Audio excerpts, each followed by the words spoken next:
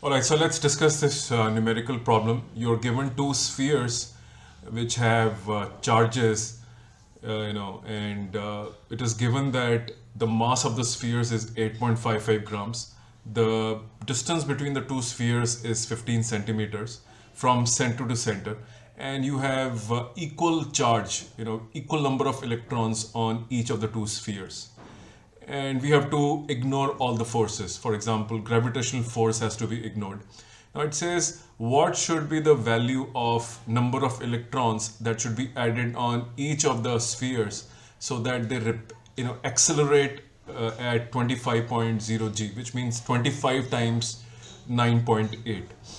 Now you know the basic concept is Coulomb's law, and you will have repulsion here.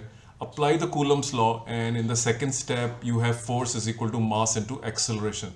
Take acceleration as 25 times 9.8 and equate charge to be equal to NE. Now, you know this is the quantization of charge.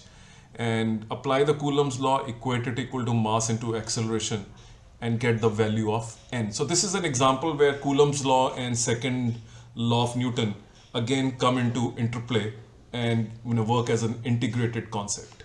Thank you.